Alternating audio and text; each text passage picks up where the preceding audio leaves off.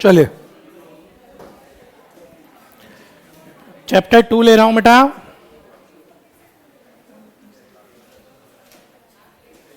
Residential status and tax incidents.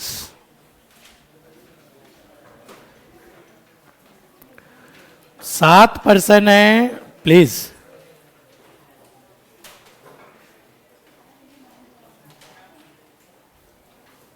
सात person है, सातों पर्सन के बेटा अपने को रेजिडेंशियल स्टेटस पढ़ने हैं कि वो रेजिडेंट हैं या नॉन रेजिडेंट हैं। ये होगा फेज 1। फेज 1 के बाद फेज 2, अगर रेजिडेंट है तो इनकम कैसे निकले, नॉन रेजिडेंट है तो इनकम कैसे निकले। तो ये टोटल चैप्टर के 2 फेज हैं बेटा। फेज 1 स्टेटस पता लगाएंगे सातों पर्सन के रेजिडेंट है या नॉन रेजिडेंट, और फेज 2 स्टेटस पता लगाने के बाद उनकी इनकम कंप्यूट करेंगे। रेजिडेंट की इनकम निकालने का तरीका अलग है, नॉन रेजिडेंट की इनकम निकालने का तरीका अलग है।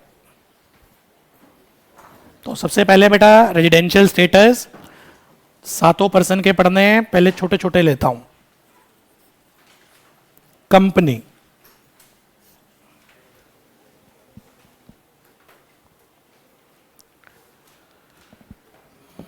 चेक करें कंपनी इंडियन कंपनी है या कंपनी फॉरेन कंपनी है।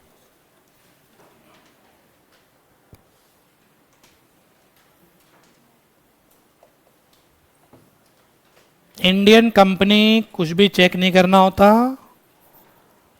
Always resident in India.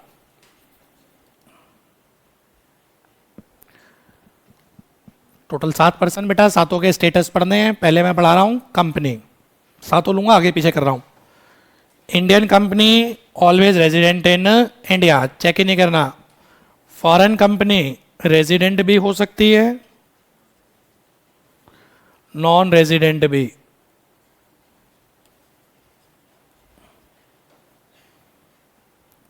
अगर फॉरेन कंपनी का place of effective management, poem, POEM abbreviation बेटा किस चीज की, प्लेस ऑफ इफेक्टिव मैनेजमेंट। अगर फॉरेन कंपनी का पोएम इंडिया में है तो वो रेजिडेंट होगी। उल्टा बोलना, नॉन रेजिडेंट कब होगी, when poem is situated outside India. तो रेजिडेंट होगी बेटा when poem is located in India। Non resident होंगी बेटा when poem is located outside India।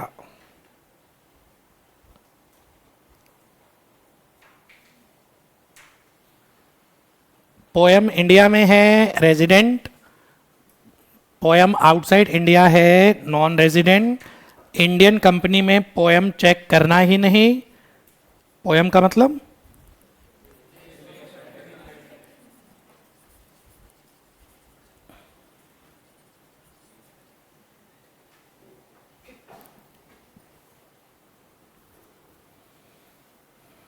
India में बैठी है बेटा एक होल्डिंग कंपनी, उसने अपनी सब्सिडरी बना दी नेपाल में या दुबई में, कंट्रोल तो सारी इंडिया से ही हो रही है। वो तो है तो फॉरेन कंपनी जो दुबई या नेपाल वाली है बेटा, पर उसका पोएम कहाँ पर है, इन इंडिया।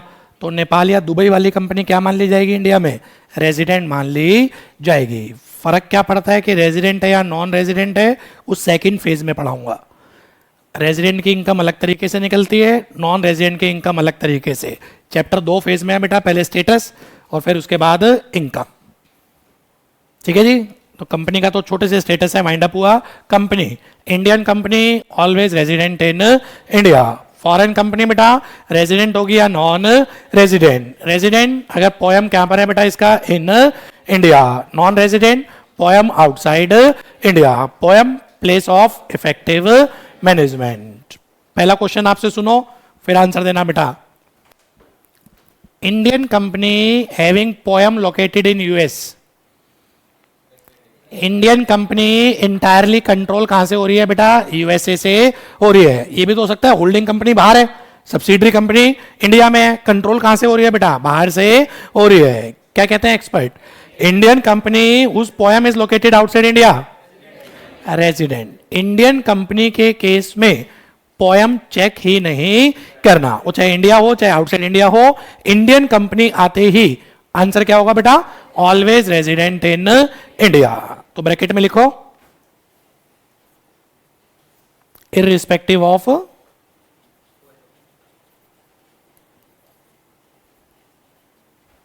पोयम।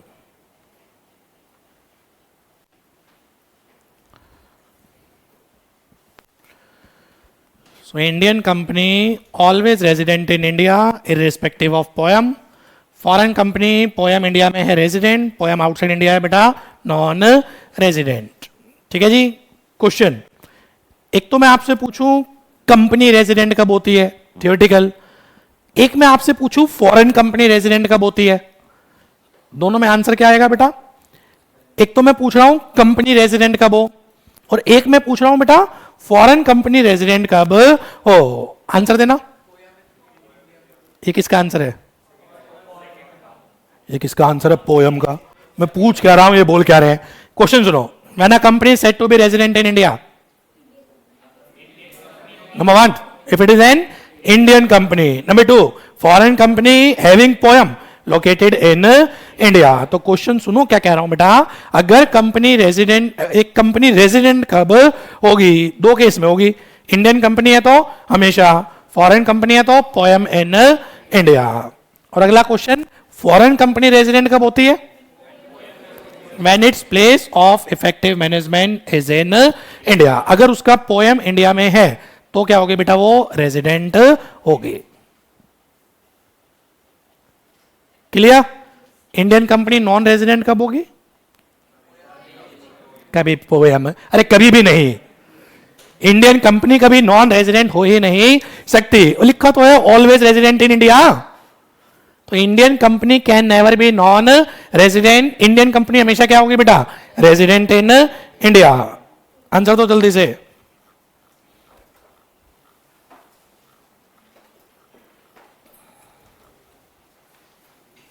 चलो बोलो। When an Indian company is treated as resident in India, लिख दो। When an Indian company is treated as resident in India, always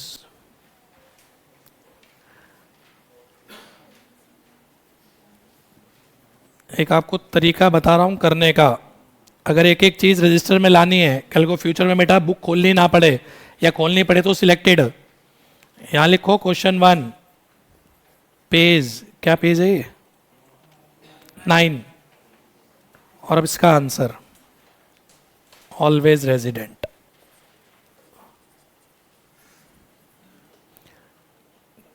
क्योंकि एक एक चीज अपने को बेटा रजिस्टर में, ये सारी चीज रजिस्टर में आ जाए तो बुक से तो रेफर कर लो बस। समझ रहे हो मैं क्या कह रहा हूं? आपकी इच्छा है, जैसे आप कंफर्टेबल हो।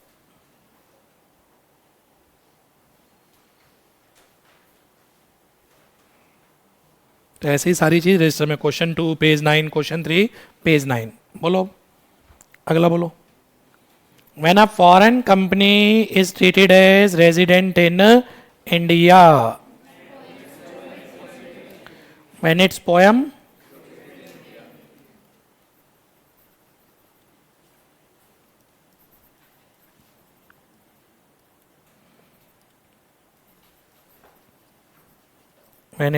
is situated in India।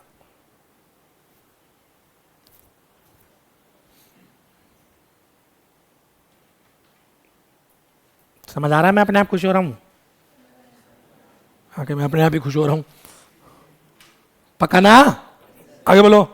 When a foreign company is treated as non-resident, when its poem is situated outside India. Poem अपने आप में एक चैप्टर है, place of effective management. Inter में पता नहीं क्यों नहीं रखा इन्होंने, फाइनल में है बेटा ये।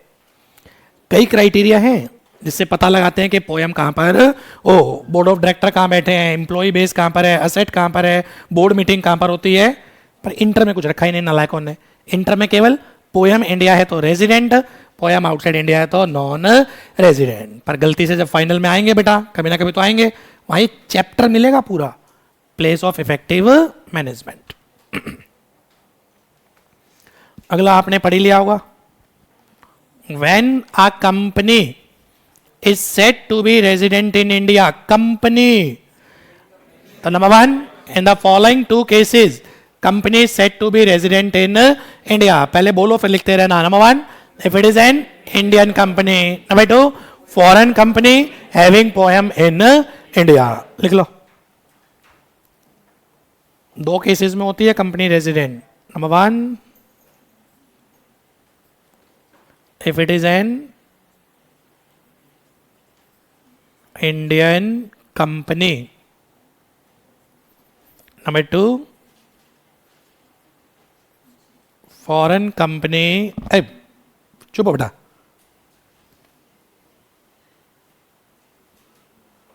having poem in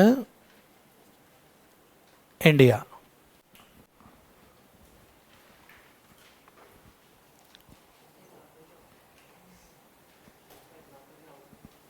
किसका एग्जाम्पल दो, बोल बेटा। ले, इंडिया में एक कंपनी बैठी है IND लिमिटेड, नाम से समझ जाइयो। इसकी पेरेंट कंपनी, पेरेंट मतलब होल्डिंग, ये बैठी है USA में, सारे डिसीजन यही लेती है इसके रिगार्डिंग। तो ये इसका पोयम कहाँ माना जाएगा, आउटसाइड इंडिया। पर इसका रेजिडेंशियल स्टेटस क्या होगा, ऑलवेज रेजिडेंट, क्योंकि यहाँ तो पोयम ही चेक नहीं करना। ठीक है जी। अब और उल्टा ले, Vaibhav Jalan classes private limited, Indian company, इनको लगा विदेशों में भी ब्रांच खोलते हैं, खोल दी बेटा एक दुबई में, ये दुबई के बच्चों को भी पढ़ाएंगे, दुबई लिमिटेड। खोल दी नेपाल में, नेपाल लिमिटेड। अब ये कंपनी का स्टेटस क्या है, रेजिडेंशियल स्टेटस नहीं, वैसे ही फॉरेन कंपनी, बाहर के लॉस के हिसाब से बनाई होगी ना। Companies act extend to whole of India, whole of world नहीं। तो हमारे तो इसके ऊपर तो कंपनीज एक्ट लग रहा होगा, ये तो इंडियन कंपनी। ये कौन सी कंपनी है, फॉरेन। पर ये कंट्रोल कहां से हो रही होगी, इंडिया से। तो इसका पोयम कहां माना जाएगा, इन इंडिया। तो ये कंपनी भी रेजिडेंट होंगी। सिमिलरली ये वाली कंपनी भी रेजिडेंट होंगे। ऐसे होता है बेटा। जस्ट फॉर नॉलेज, क्योंकि आपको तो प्लेन याद रखना है, सीधा खत्म करो, नीचे मत देखना, स्क्रीन से मैं हटा देता हूं। Company, Indian company, foreign company. Indian company always resident in India irrespective of poem.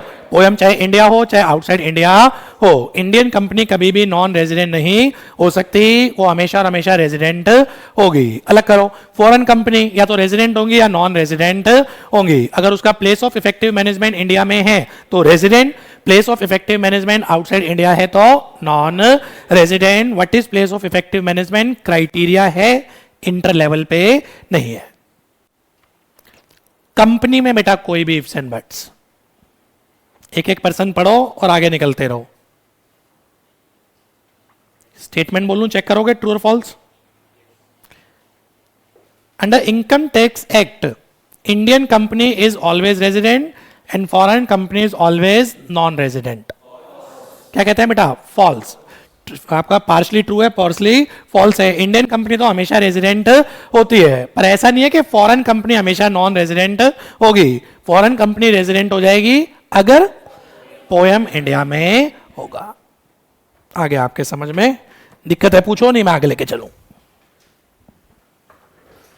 बढ़ू नेक्स्ट बेटा, पार्टनरशिप फर्म,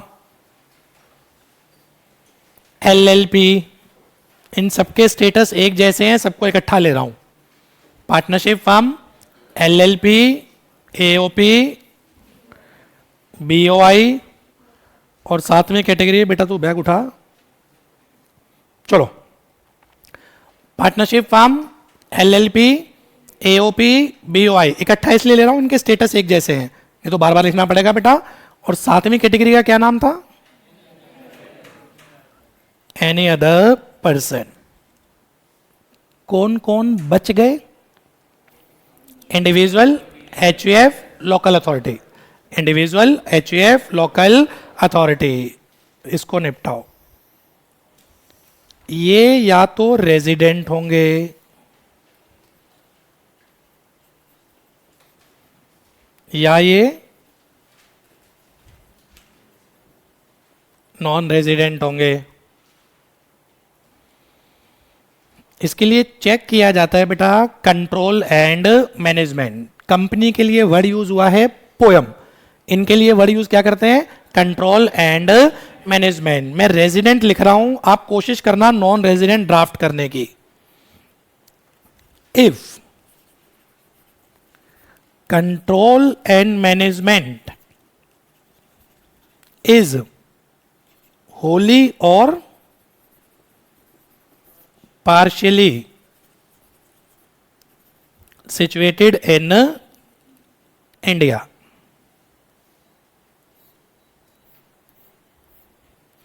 हिंदी कर दो, जरा सा भी कंट्रोल इंडिया में है या सारा कंट्रोल इंडिया में है, तो ये पर्सन क्या मान लिए जाएंगे बेटा? रेजिडेंट मान लिए जाएंगे। उल्टा बोलो, नॉन रेजिडेंट कब होंगे? When control and management is outside India. क्या होली या पार्शली? होली या होली और पार्शली? होली, क्योंकि अगर पार्शली बोल दिया, पार्शली आउटसाइड इंडिया का मतलब पार्शली तो इंडिया में हो गया फिर। तो नॉन रेजिडेंट कब होंगे बेटा? When control and management, when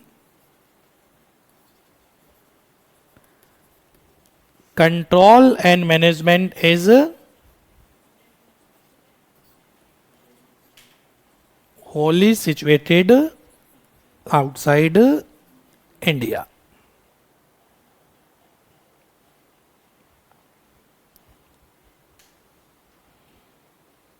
ये सारे पर्सन निपट गए बेटा आपके। सिंपल सा है, partnership firm, LLP, AOP, BOI और एनी अदर पर्सन। अगर जरा सा भी कंट्रोल इंडिया में है या 100% कंट्रोल इंडिया में है, क्या माने जाएंगे? ये रेजिडेंट। उल्टा बोलो, अगर 100% कंट्रोल आउटसाइड इंडिया, क्या हो जाएंगे बेटा? ये नॉन रेजिडेंट। देख के आंसर देना, कुछ लिखना मत। क्वेश्चन मैंने प्रॉपर ड्राफ्ट कर रखे हैं, पहले बच्चों वाले ले लेता हूं। When a partnership firm is stated as resident, when control and management is wholly or partially situated in India, when any other person is stated as non-resident, any other person is stated as non-resident, कब होगा बेटा? when control and management is wholly situated outside India। क्या India firm non resident हो सकती है?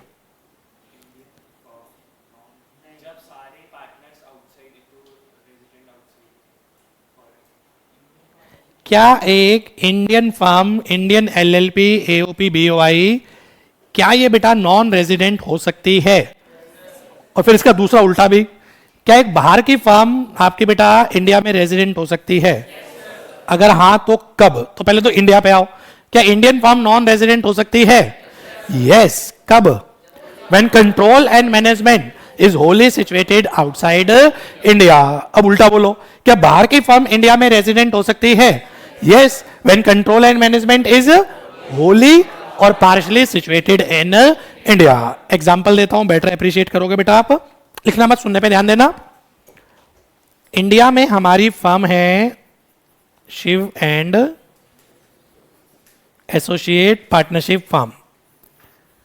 इसकी अगर मैं बात करूं, ये तो है रेजिडेंट, क्योंकि कंट्रोल एंड मैनेजमेंट इंडिया में है। ठीक है जी। हमने बेटा अपनी एक फर्म खोल दी दुबई में। एक्चुअल बता रहा हूं, कहानी के पात्र काल्पनिक नहीं है। एक्टा कंसल्टिंग LLP, बिजनेस बे 11th फ्लोर। पूरा एड्रेस बता दूं, कभी गलती से पूछो आ जाना, बुर्ज खलीफा के बाजू वाले में ही है। चलो जी, अब समस्या ये है, ये हो गई LLP कहाँ की है बेटा, ये दुबई बाहर की foreign partnership firm oblique LLP। Control कहां से है ये, सारे के सारे हमें तो कंट्रोल कर रहे हैं। असल में वहां पर पहले टैक्स नहीं था बेटा, इनकम टैक्स। अब दुबई में इनकम टैक्स आ गया, टैक्स फ्री कंट्री थी दुबई, अब वहां पर इनकम टैक्स आया है 12.5%। बड़े बड़े एसएससी को लिया है तो बिजनेस अपॉर्चुनिटी नजर आ रही है हमें वहां पर भी, हमने वहां शिफ्ट करा बेटा, ऑफिस ओपन कर लिया, अब ये फर्म बना दी। अब ये फर्म कंट्रोल कहां से हो रही है, India, totally control from India. तो इस फर्म का स्टेटस क्या होगा, रेजिडेंट। मैं क्या समझाना चाह रहा हूं, मैं समझाना ये चाह रहा हूं, और बच्चे के दिमाग में क्या सेट रहता है, बच्चे के दिमाग में सेट है इंडियन अगर फर्म है तो रेजिडेंट, फॉरेनर अगर है तो नॉन रेजिडेंट, वो आगे कुछ चेक नहीं कर रहा होता। जबकि ऐसा तो कोई क्राइटेरिया नहीं है, place of incorporation is not the criteria, what the criteria is control and management. इसको याद रखना, मैं बार बार इंफेसिस ले रहा हूं सब, दिमाग में ये सेट होता है इमेज एक कि इंडियन है तो रेजिडेंट, बाहर का है तो नॉन रेजिडेंट। मैं ऐसा नहीं सिखा रहा हूं, मैं सिखा क्या रहा हूं, कंट्रोल एंड मैनेजमेंट चेक कर लो। ये पॉसिबल है कि एक इंडियन फर्म का कंट्रोल बाहर से हो, एक मिस्टर एंथनी है, एक मिस्टर रॉबिन्स है, इंडिया में क्या बना दी उसने, एक पार्टनरशिप फर्म बना दी, कंट्रोल तो बाहर से हो रही है पूरी की पूरी, तो वो क्या हो जाएगी, नॉन रेजिडेंट। ऐसी ये एक्टा, दूर जाने की जरूरत नहीं, ये तो हमारी अपनी है बेटा, ये कंट्रोल कहां से हो रही है, इंडिया से, तो ये फर्म क्या मान ली जाएगी, रेजिडेंट इन इंडिया। अगला क्वेश्चन दिमाग में आएगा जी, फर्क क्या पड़ता है कि रेजिडेंट है या नॉन रेजिडेंट है, वो चैप्टर का सेकंड फेज है। रेजिडेंट की कुछ अलग इनकम टैक्सेबल होती है, नॉन रेजिडेंट की कुछ अलग इनकम टैक्सेबल होती है। फिलहाल फर्स्ट फोकस किसके ऊपर है, रेजिडेंट या नॉन रेजिडेंट। कंफर्टेबल, पक्का, आंसर दो, पहले बताओ फिर लिखना, पहले बताओ। Can a foreign partnership firm पढ़ तो ले नालायक, be resident in India, if yes under what circumstances, बोलो जी। Yes, a foreign partnership firm can be resident in India if सारे पार्टनर इंडिया, उससे तो कोई लेना देना ही नहीं है, control and management Holi or partially is in India. लिख दो,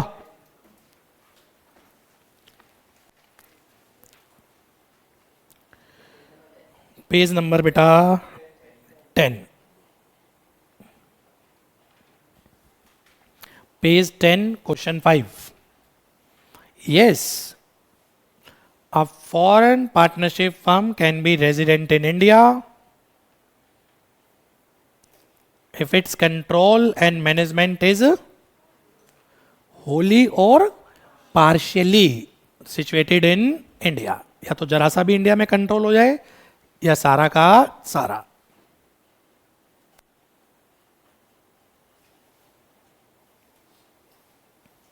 अगला बोलो, क्या इंडियन फर्म नॉन रेजिडेंट हो सकती है, अगेन यस, अगर control and management is Holi situated outside India। बहुत बढ़िया,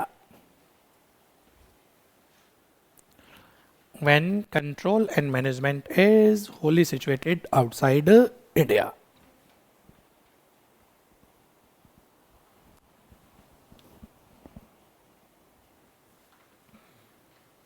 बोलो बेटा, हाँ ये क्वेश्चन बढ़िया है सर, क्या ये पॉसिबल है कि एक फर्म दो कंट्रीज में रेजिडेंट हो जाए। बच्चे की क्वेरी दिमाग में क्या आ रही है, sir Ekta consulting Indian income tax के हिसाब से क्या हो गई, रेजिडेंट हो गई। सर क्या ये दुबई के लॉ के हिसाब से, लॉ तो वहां पर भी है, क्या दुबई के लॉ के हिसाब से रेजिडेंट हो सकती है, आंसर इज यस। और मजे की बात है, एक पर्सन जब दो दो कंट्री में टैक्स होता है, दो दो कंट्री में रेजिडेंट होता है, दोनों कंट्री में टैक्स लगता है। फिर इसके लिए एक चैप्टर पढ़ोगे, double taxation avoidance agreement, section 90, 90A, 91 final में मिलेगा। पर क्वेश्चन बिल्कुल जेन्युइन है, सर ये जब इंडिया में रेजिडेंट हो गए, बच्चे की क्वेरी समझ में आ गई, तो दुबई में भी ये क्या होंगे, रेजिडेंट होंगे। और सेकंड फेज में मैं क्या पढ़ाऊंगा, एक बार रेजिडेंट हो गए तबाह बर्बाद। ग्लोबल इनकम इंडिया में टैक्सेबल होगी। वर्ल्ड के किसी कोने में कमाओ, किसी कोने में मिले, इंडिया में क्या होगी बेटा, ये टैक्सेबल होगी। एक्टा कंसल्टिंग, सारी इनकम इंडिया में क्या होगी, टैक्सेबल होगी। और मजे की बात है, दुबई में भी टैक्स लगेगा। ठीक है, फिलहाल अपने सिलेबस में दुबई टैक्सेशन एक्ट 1961 नहीं है, इनकम टैक्स एक्ट 1961 है, पर क्वेश्चन पूछा है कि यस डबल टैक्सेशन होता है। उसको अवॉइड करते हैं, फिर दूर करते हैं, क्योंकि जिस चीज से हम परेशान हैं उससे वो भी तो परेशान होंगे। एसबीआई इंडिया से बाहर भी है, ऐसी बाहर के बैंक इंडिया में भी तो है। ग्रीनलेस बैंक हो गया बेटा आपका, एचडीएफसी, बाहर के हैं ये, इंडिया में भी ऑपरेट कर रहे हैं। तो हमारी इनकम पे भी डबली टैक्स हो रहा है, उनकी इनकम पे भी इंडिया में क्या हो रहा है, डबली टैक्स। तो इसको अवॉइड करने के लिए ट्रीटीज होती हैं, एग्रीमेंट होते हैं, फाइनल में है ये। फिलहाल इंटर पे आ जाओ, रेजिडेंशियल स्टेटस और इंडिया के एंगल से। बीच बीच में क्वेरी जरूर आएंगे आपकी, सर बाहर का क्या होगा, क्या वहां पर भी टैक्स लगेगा? आंसर इज यस, लगेगा। एक्टा कंसल्टिंग बाहर भी दे रही है, पर क्रेडिट मिल जाता है बाद में।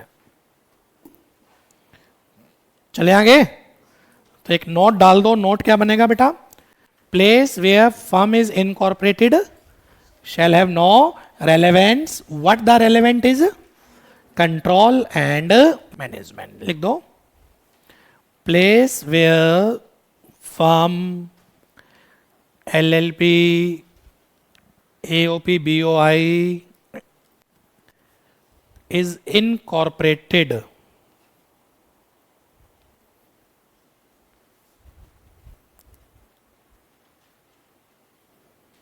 shall have no relevance. Place where partnership firm LLP AOP BOI any other person is incorporated shall have no relevance. What the relevant is, control and management. What the relevant is, control and management.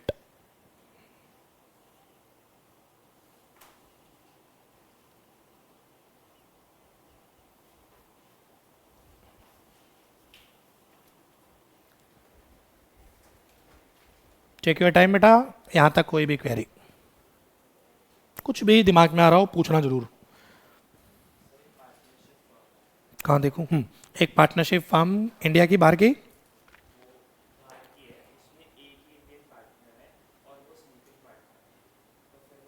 तो उसके लिए control and management देखेंगे, क्या उसके पास decision making power है या decision making power नहीं है। अगर डिसीजन मेकिंग पावर है तो पार्शली इन इंडिया, और पार्शली इन इंडिया होते ही रेजिडेंट इन इंडिया। और बोलो, पक्का? Shall I move on? Next person, local authority, शुरू होने से पहले खत्म, ऑलवेज रेजिडेंट, कुछ करना ही नहीं इसमें, तो ये आ जाएगा 100 नंबर में। Local authority always resident, local authority always resident. DDA, MCD, gram panchayat, ये कभी नॉन रेजिडेंट हो ही नहीं सकती। अजीब सा हो जाएगा, डीडीए नॉन रेजिडेंट, सिंगापुर से कंट्रोल हो रही है। चलो, अब कौन कौन से बच गए, इंडिविजुअल और एचयूएफ। अब मुद्दे की बात है, इंडिविजुअल, ये नालायक सबसे कम टैक्स देते हैं, सबसे ज्यादा लो इनके हैं। 2 पूरे लेक्चर लगते हैं इसके ऊपर, उसको स्टार्ट करूंगा। इससे पहले अब मैं इंडिविजुअल पे आऊं, मैं यहां तक बेटा रैप अप कर रहा हूं चीजों को। Residential status number 1, company, Indian company always resident in India. Foreign company बेटा, पोयम इंडिया में है तो रेजिडेंट, पोयम आउटसाइड इंडिया है तो नॉन रेजिडेंट। करेक्ट याद रखना, इंडियन कंपनी कभी भी नॉन रेजिडेंट नहीं हो सकती। Number 2, partnership firm, LLP, AOP, BOI और एनी अदर पर्सन, इनके सबके स्टेटस एक जैसे हैं, इकट्ठा पड़ जाना, या तो ये रेजिडेंट होंगे या ये नॉन रेजिडेंट होंगे। रेजिडेंट बेटा, control and management is wholly or partly situated in India. Non resident बेटा, control and management wholly situated outside India. Local authority next person बेटा, ऑलवेज रेजिडेंट इन इंडिया। अब बचा individual और HUF. Individual syllabus में है, इसमें detail में आता है और लेंदी है, अब 10 मिनट जरा फोकस रखो, फिर एक सिरे से इकट्ठा लिखवाऊंगा जब आपके समझ में आ जाएगा। इंडिविजुअल, पेन ड्रॉप करो बेटा, ध्यान दो मेरे ऊपर 15-20 मिनट। इंडिविजुअल या तो रेजिडेंट होगा या इंडिविजुअल नॉन रेजिडेंट होगा। दो बेसिक कंडीशन दी, दोनों में से कोई भी एक सेटिस्फाइड हो गई तो इंडिविजुअल क्या माना जाएगा? रेजिडेंट। उल्टा बोलो, अगर कोई भी बेसिक कंडीशन सेटिस्फाइड नहीं हो पाई तो इंडिविजुअल क्या हो जाएगा बेटा? Non resident. दोबारा, individual can either be resident or non resident if it satisfies any one of the basic condition. If he satisfies any one of the basic condition, then he will be treated as a resident. If he does not satisfy any of the basic condition, he will be treated as non-resident. First basic condition focus रखना, वो relevant previous year अपने syllabus में 24-25, वो relevant previous year 24-25 में 182 दिन या उससे ज्यादा के लिए इंडिया में होना चाहिए। He should be in India for a period of 182 days or more during the relevant previous year. छोटा करके बोलो, वो 24-25 में 182 दिन या उससे ज्यादा, 182 याद होगा तो हिंदी नहीं आती होगी, 182 days or more he should be in India during relevant previous year. वो 24-25 में 182 दिन या उससे ज्यादा के लिए इंडिया में होना चाहिए। अगर सेटिस्फाइड है तो रेजिडेंट, अगर सेटिस्फाइड नहीं है तो नालायक को सेकंड कंडीशन चेक करेंगे। नॉन रेजिडेंट, रट्टू तोते, अभी बोला था ना दो कंडीशन है, दोनों में से कोई भी एक सेटिस्फाइड होनी चाहिए तो रेजिडेंट है, दोनों ही नहीं हो पाएंगे तो नॉन रेजिडेंट। दोबारा बोलो, गलत आंसर दे दिया था। First basic condition, he should be in India for a period of 182 days or more during the relevant previous year. Relevant previous year आपके सिलेबस में 24-25, छोटा करके बोलो, वो 24-25 में 182 दिन या उससे ज्यादा के लिए इंडिया में होना चाहिए। अगर सेटिस्फाइड है तो रेजिडेंट, अगर सेटिस्फाइड नहीं है तो सेकंड कंडीशन चेक करेंगे। क्या मैं सेकंड पे चलूं? पक्का? फोकस, डीपली फोकस, थोड़ा टेक्निकल है बेटा। सेकंड कंडीशन ये बोलती है 24-25 में 60 डेज और मोर के लिए इंडिया में होना चाहिए। सेकंड कंडीशन के दो पार्ट हैं। पहला पार्ट वो बेटा 24-25 में 60 डेज या उससे ज्यादा के लिए इंडिया में होना चाहिए, एंड उससे ठीक पहले के 4 सालों में 365 डेज और मोर इंडिया में होना चाहिए। करंट ईयर में कितना? करंट ईयर समझ जाओगे 24-25, करंट ईयर में 60 डेज और मोर, एंड और नहीं है, एंड पहले के 4 सालों में 365 डेज और मोर। पहले के 4 साल बोलना उल्टा चलो, मुझे दिक्कत होती है। 24-25 से उल्टे 4 साल, 23-24, 22-23, बोलो यार दिक्कत होती है मुझे, 21-22, 20-21, इन 4 सालों में 365 दिन या उससे ज्यादा, एंड करंट ईयर में 60 डेज या उससे ज्यादा। बच्चे ने पूछा सर इतना क्यों परेशान कर रहे हो? सीधा बोल दो, 1 + 4 5 सालों में 60 + 365 425 दिन होना चाहिए ना, पाप लगेगा। मैं ऐसा थोड़ी ना बोल रहा हूं कि 5 सालों में 425 है, कहीं शॉर्टकट ले जाओ कोई कि करंट ईयर में 60, पहले के 4 सालों में 365, 60 और 365 हिंदी में कंफर्टेबल हो क्या? हाँ, तो 60 + 365 कितना हो गया? 425। और 425 नहीं देखने हैं, करंट ईयर में कितने? 60 और मोर, और उससे पहले के डेज में 365 डेज और मोर। करंट में तो 60 है पर पहले के 4 सालों में 365 नहीं है, कंडीशन सेटिस्फाइड नहीं मानी जाएगी बेटा। या उल्टा बोल दो, करंट में 60 नहीं है पर पहले के 4 सालों में 365 है, तो भी कंडीशन सेटिस्फाइड नहीं मानी जाएगी। सेकंड कंडीशन के दो पार्ट हैं, पहला करंट ईयर में 60 डेज और मोर, सेकंड पहले के 4 सालों में 365 दिन या उससे ज्यादा, एंड है और नहीं है, ये दोनों पार्ट सेटिस्फाइड हैं तो सेकंड कंडीशन सेटिस्फाइड मानी जाएगी। सेटिस्फाइड होने का मतलब रेजिडेंट, और अगर ये भी सेटिस्फाइड नहीं है तो नॉन रेजिडेंट। अब एक झटके में दोनों कंडीशन इकट्ठी बोलना, छोटे छोटे करके। पहली कंडीशन 24-25 में 182 दिन या उससे ज्यादा, अगर है तो रेजिडेंट, नहीं है तो सेकंड कंडीशन की तरफ चलो। सेकंड कंडीशन क्या बोलती है? 24-25 में 60 डेज या उससे ज्यादा, एंड उससे पहले के 4 सालों में 365 दिन या उससे ज्यादा, एंड है, इसको मैं अपनी तरफ से बोलूंगा 60 + 365। तरीका जब बार बार रिवाइज तो करेंगे ना, 60 प्लस 365, 60 कब, करंट ईयर 24-25 में, एंड उससे पहले के, ठीक पहले के 4 सालों में 365 डेज और मोर। अगर ये दोनों पार्ट सेटिस्फाइड हैं तो सेकंड कंडीशन सेटिस्फाइड मानी जाएगी, रेजिडेंट। अदरवाइज सीधा क्या हो जाएगा बेटा, वो नॉन रेजिडेंट। छोटे छोटे क्वेश्चन आपसे, क्या इंडियन सिटीजन नॉन रेजिडेंट हो सकता है? मैं, आप इंडियन सिटीजन है बेटा, क्या हम नॉन रेजिडेंट हो सकते हैं? कब? अगर कोई भी बेसिक कंडीशन बेटा हम सेटिस्फाइड ना कर पाए। विराट कोहली साहब क्रिकेट के चक्कर में एक पैर इंडिया में, एक पैर आउटसाइड इंडिया। सबसे पहले तो हम क्या चेक करेंगे, क्या करंट ईयर में वो 182 दिन है? नहीं है। फिर हम सेकंड क्या चेक करेंगे, क्या करंट ईयर में वो 60 दिन है? मान लो है। फिर हम क्या चेक करेंगे, एंड पहले के 4 सालों में 365 है? नहीं है। कुछ भी बोल दो ना यार, लेटर से नहीं है। तो विराट कोहली है तो इंडियन सिटीजन, पर ये क्या हो जाएंगे, नॉन रेजिडेंट। अगला क्वेश्चन क्या पूछूंगा, अब तो इतने टाइम से झेल रहे हो मुझे यार। क्या फॉरेन सिटीजन इंडिया में रेजिडेंट हो सकता है? क्रिस गेल साहब इंडिया में आईपीएल खेलने आ रहे हैं, और कोई प्लेयर नाम बेटा मुझे आइडिया नहीं क्रिकेट का, रिकी पॉन्टिंग, ये हमारे जमाने के हैं, इंडिया में क्या करने आ रहे हैं, क्रिकेट खेलने आ रहे हैं। हाँ जी, क्या ये रेजिडेंट हो सकते हैं? फिरंगी है, फिरंगी। Sir citizenship is not the criteria, citizenship is not the criteria. Third and last time, citizenship is not the criteria. What the criteria is? Number of days of stay in India. अगर कोई भी एक satisfied कर देगा condition तो resident, जो दोनों ही satisfied नहीं कर पाएगा तो नॉन रेजिडेंट। कहना ये चाहता हूं पॉसिबल है कि इंडियन सिटीजन क्या हो जाए, नॉन रेजिडेंट हो जाए, और ये भी पॉसिबल है कि बाहर का सिटीजन इंडिया में क्या हो जाए, रेजिडेंट हो जाए। यहां तक कोई दिक्कत? क्योंकि इसमें नमक मसाला डालना है बेटा। पहली कंडीशन क्या थी, 182 डेज और मोर, छोटा छोटा याद कर लो ना।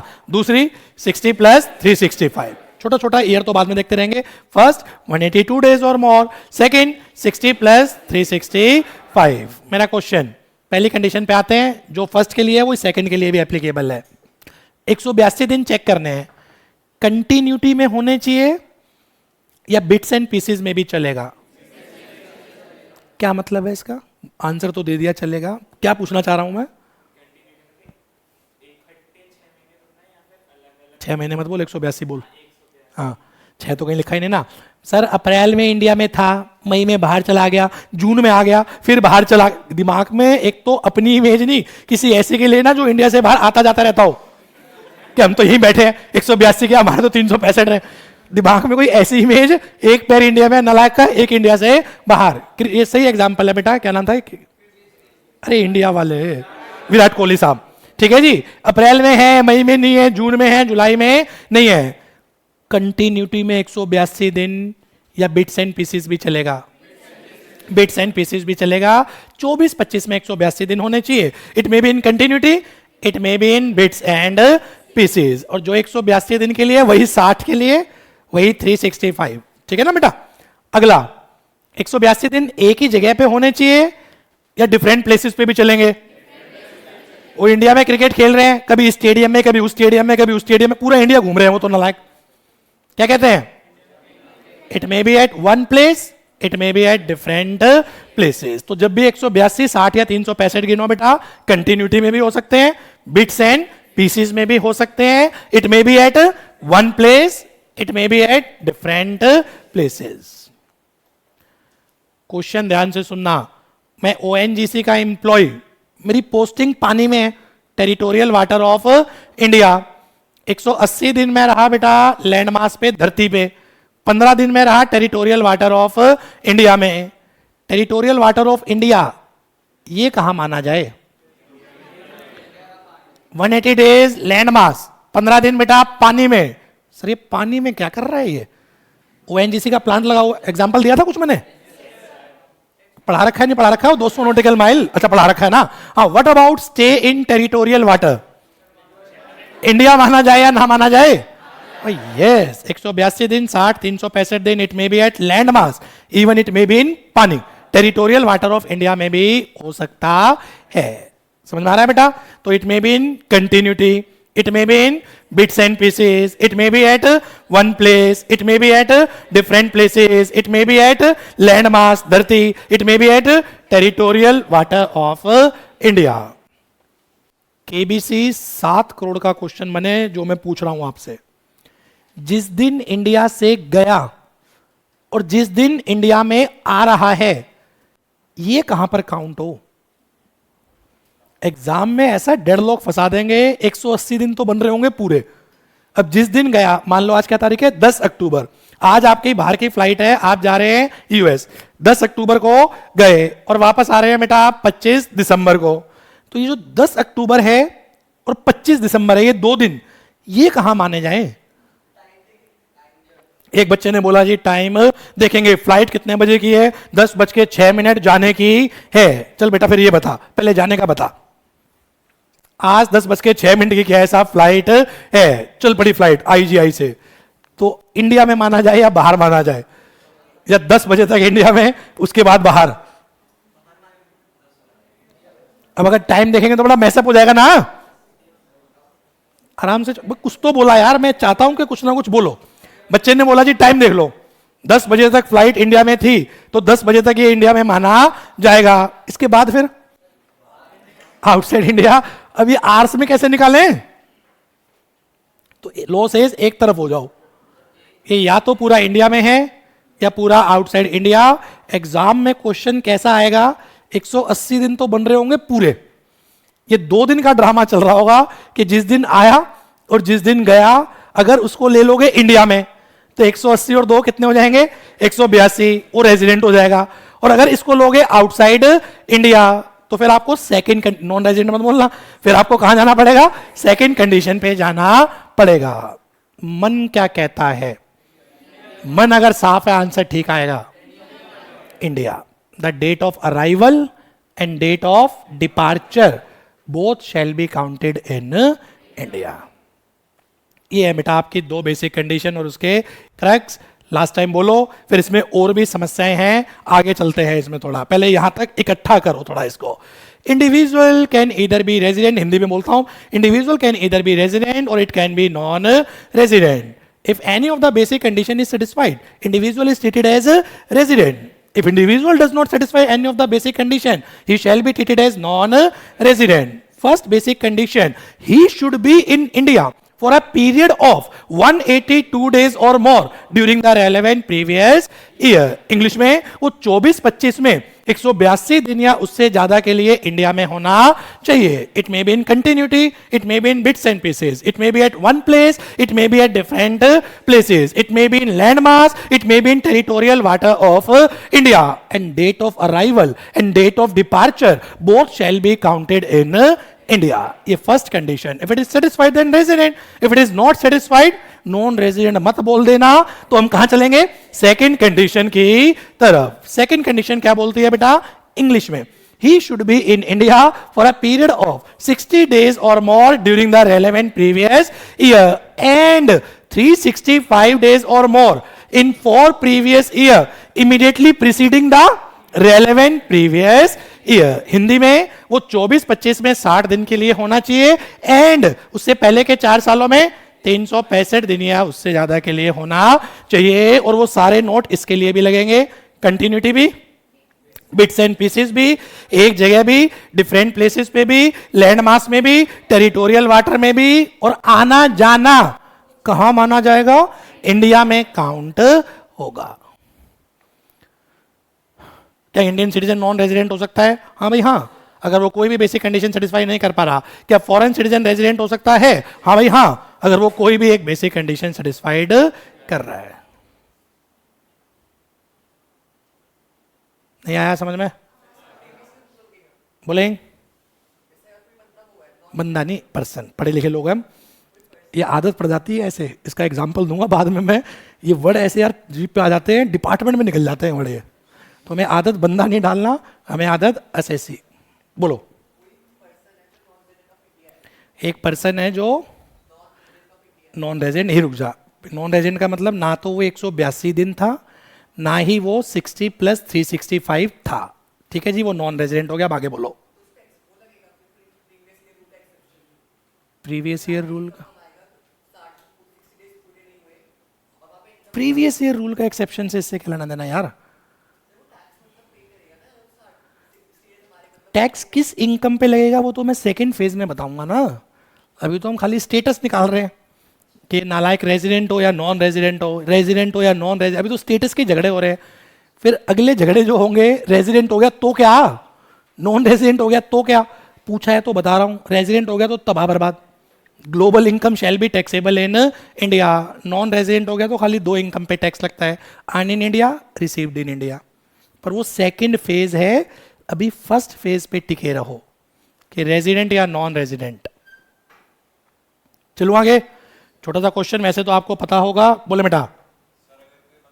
बंदा नहीं, पर्सन या एसएससी बोल, आदत पड़ जाएगी भाई, मैं मजाक नहीं कर रहा, डिपार्टमेंट में मेरे साथ हो चुका है यार ये, वो आदत पड़ जाती है ऐसे ही बोलने की। एक तो लिखने की एब्रीविएशन में आदत होती है, वो जब टाइप करते हैं वो आदत पड़ जाती है।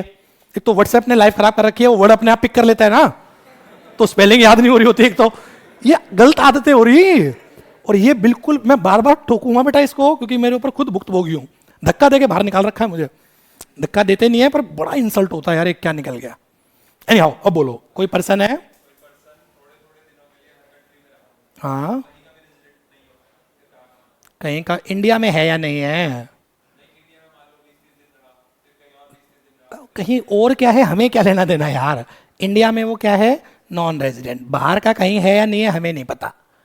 हरीश साल्वे परफेक्ट एग्जाम्पल है जो आप पूछ रहे हो, वो इंडिया में भी रहता है, वो मॉरिशस में भी है, वो बेटा केमन आइलैंड में भी है, इधर उधर पूरा इंडिया पूरा वर्ल्ड घूमते रहते हैं। अब आपका क्वेश्चन ये है जी वो किस कंट्री का रेजिडेंट हो, तो मेरे अपने इंडियन लोग खत्म नहीं हो रहे यार, इंडिया का वो रेजिडेंट नहीं है, बाहर है या नहीं है हमें उससे मतलब नहीं। और पूछो प्लीज बोलें। फेमा में 183 दिन है शायद, 82 है, नहीं एक दिन आगे पीछे है कुछ इनकम टैक्स और फेमा में, जो भी होगा मुझे नहीं पता, मुद्दे पे आ तू, फेमा में क्या था।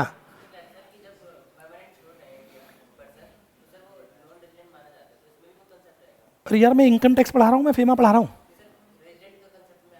अरे मैं इनकम टैक्स पढ़ा रहा हूँ, मैं फेमा पढ़ा रहा हूँ, तो फेमा क्या कहता है मुझे क्या लेना देना।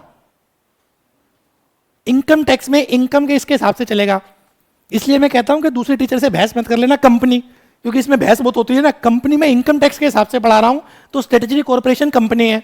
अब केडिया सर कंपनी लोग पढ़ा रहे होंगे, वो कहेंगे स्ट्रेटेजी कॉर्पोरेशन कंपनी नहीं है, और तुम उनसे बहस करने लग जाओगे, जैन सर ने पढ़ाया तो पहले वो पीटेंगे फिर मैं पीटूंगा। अरे भाई मैं इनकम टैक्स पढ़ा रहा हूं यार, इनकम टैक्स में ये है, फेमा क्या बोल रहा है मुझे क्या लेना देना। अब जैसे आगे चल के मैं बोलूंगा कि अगर कंडीशन सेटिस्फाइड नहीं है तो एनआर होगा या एनआरआई होगा, भावनाएं आ जाती हैं। अगर कंडीशन सेटिस्फाइड नहीं है he shall be treated as NRI, अरे मैं एनआरआई में पढ़ा ही नहीं रहा, मैं पढ़ा क्या रहा हूं नॉन रेजिडेंट, और अगर भावनाओं में लिख के नॉन रेजिडेंट इंडियन कर दिया वो पेपर फाड़ के मुंह पे देके मारेगा। एनआरआई डिफाइन ही नहीं है, फेमा में डिफाइन है तेरे, तो फिर मैं क्यों टेंशन लूं, जो डिफाइन है उसके झगड़े लो भाई। मैं केवल income tax income tax income tax पढ़ा रहा हूं। यहां बार बार क्वेरी आएगी माइनर इनकम पे टैक्स क्यों दे रहा है, contract with minor is wide एब इनिशियो, अरे मैं कॉन्ट्रैक्ट कर रहा हूं क्या, इनकम कमाई है tax they they. Arms and ammunition illegal है सर ये तो, अरे हो इलीगल हमें क्या मतलब है, टैक्स पे कर, भरो टैक्स करो रिलैक्स, समझ आया। चलो केवल इनकम टैक्स के पैरामीटर में आओ भाई, इधर उधर घूमोगे अपने आप ही भटकते रहोगे। और बोलो मुद्दे पे आओ जिसके लिए मैं बोल रहा हूं, he should be in India for 182 days या he should be in India for 60 plus 365, शांत रहना। व्हाट अबाउट शी, ही के 182 दिन देखो, ही के 60 दिन देखो, ही के 365 देखो, शी के कितने देखें, क्यों लॉ में लॉ में इंडिविजुअल थोड़ी लिखा है, ही लिखा हुआ है, ही इंक्लूड शी, पता होगा ना ये journal clauses act every he include she, तो ये लाइफ टाइम याद रखना, लॉ में लिखा ही होता है पर एवरी ही इंक्लूड शी। किसी किसी नालायक के ये भी क्लिक कर जाता है, घर पे खाली बैठा टाइम पास करना है, अब वो मुझे परेशान कर रहा है वो कि सर ये तो ही लिखा है, शी कहां गई, मतलब मेरी मदर कहां गई, मेरी सिस्टर कहां गई, मेरे तो 180 82 दिन या मेरे 60 प्लस 365, मेरे वाइफ के कितने भाई? Every he include she, journal clauses act. Although ये गलत है, ये होना चाहिए था शी इंक्लूड ही। शी के अंदर ही आ जाता है ना, SHE नहीं समझ रहे? मेल डोमिनेटेड सोसाइटी है, जिन्होंने लॉ लिखा होगा वो मेल होंगे बेटा। नालायकों ने उल्टा लिख दिया, ही इंक्लूड शी। सीधा चलते तो होता शी इंक्लूड ही, शी के अंदर ही आ रहा है बेटा। एनी हाउ, मुद्दे पे आओ। रेजिडेंट तक क्लियर हुआ? आज थियोरेटिकल पढ़ा देता हूं, नेक्स्ट क्लास में लिखवाऊंगा। अगर रेजिडेंट हो गया तो आगे चेक करो ये ऑर्डिनरली रेजिडेंट है या नॉट ऑर्डिनरली रेजिडेंट है। ये समस्या है इंडिविजुअल में, बाकी किसी में आगे नहीं गए थे, इसमें आगे बढ़ा दिया नालायकों ने। इंडिविजुअल एक बार रेजिडेंट हो गया तो चेक करो आर एंड ओ आर है रेजिडेंट एंड ऑर्डिनरली रेजिडेंट, या R and N O R है resident and not ordinarily resident. अब ये कैसे चेक करें? दो एडिशनल कंडीशन दी, अगर दोनों एडिशनल कंडीशन सेटिस्फाइड हैं तो ऑर्डिनरली नेचर का होगा। दोनों में से कोई एक सेटिस्फाइड है या एक भी सेटिस्फाइड नहीं है तो क्या हो जाएगा वो? Not ordinarily resident. मैं दोबारा बोलता हूं, अगर इंडिविजुअल बेटा नॉन रेजिडेंट हो गया, क्वेश्चन खत्म, आगे जाया ही नहीं जाता, आगे बाइफर्केशन ही नहीं है। पर अगर इंडिविजुअल रेजिडेंट हो गया तो आगे लो ने फिर एक स्टेप आगे और बढ़ा दिया। चेक करो कि आर एंड ओ आर है या R and N O R है। क्राइटेरिया क्या है बेटा? दो एडिशनल कंडीशन, बेसिक नहीं, दो एडिशनल कंडीशन। अगर दोनों सेटिस्फाइड हैं तो O R, R and O R. अगर दोनों में से कोई एक है या कोई भी नहीं है, R and N O are.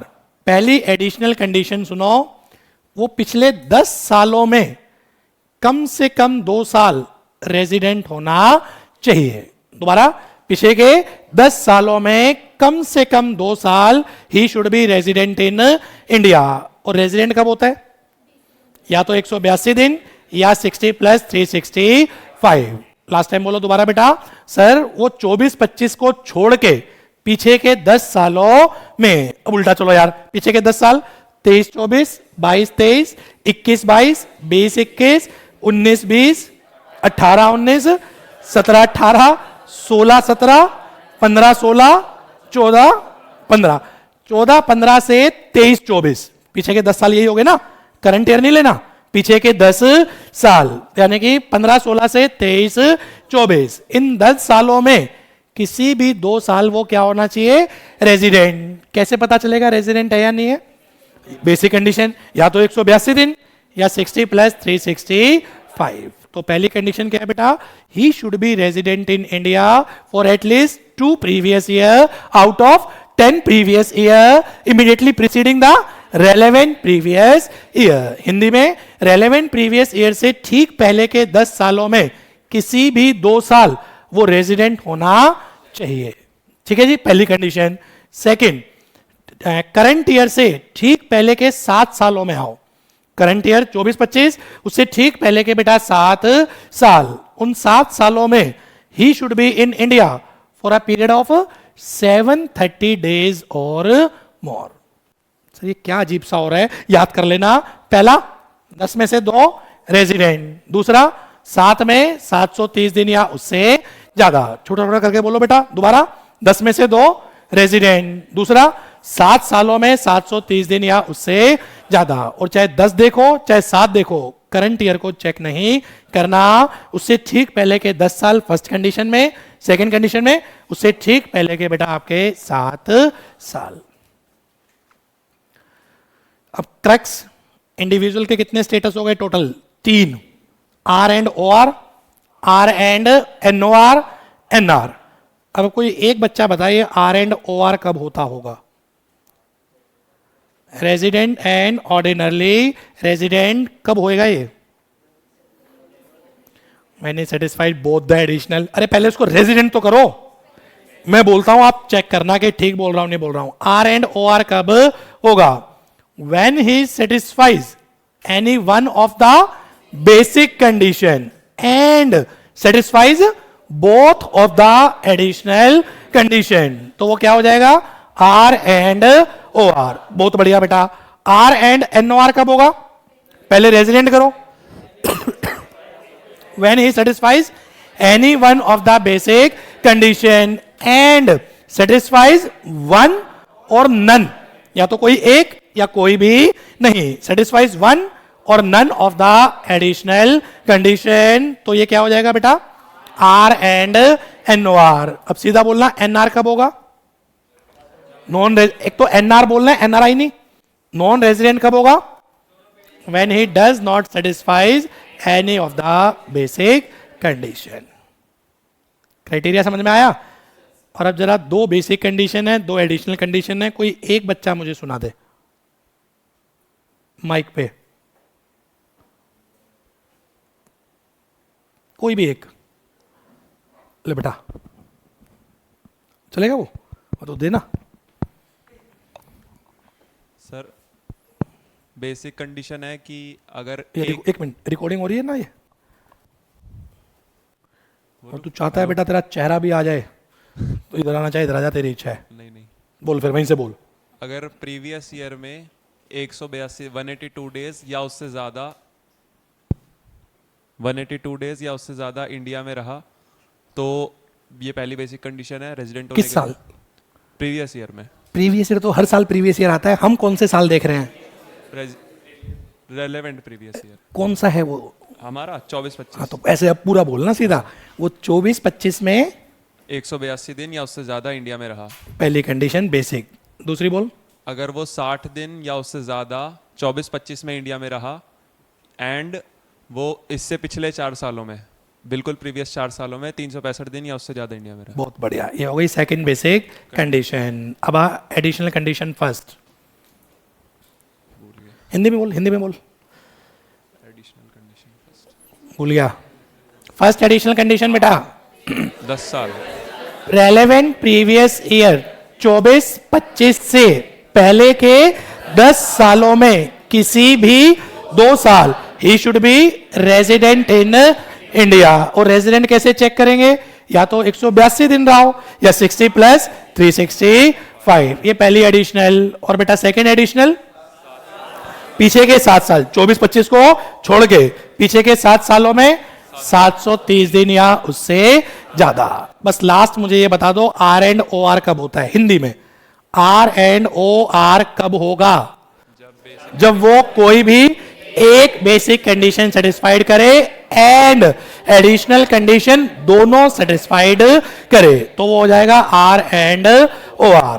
R and NOR कब होगा बेटा? जब वो कोई भी एक बेसिक कंडीशन सेटिस्फाइड करे एंड एडिशनल कंडीशन कोई एक या कोई भी सेटिस्फाइड ना कर पाए, तो R and NOR. NR कब होगा? जब वो कोई भी बेसिक कंडीशन सेटिस्फाइड ना कर पाए. लिखवा दूं या नेक्स्ट क्लास में लिखवाऊं? नालायक हो. चलो नेक्स्ट क्लास में बेटा रिवाइज भी हो जाएगा, फिर लिखवा भी दूंगा. That is all for today. Thank you. 15-20 minute extra लिया आपकी.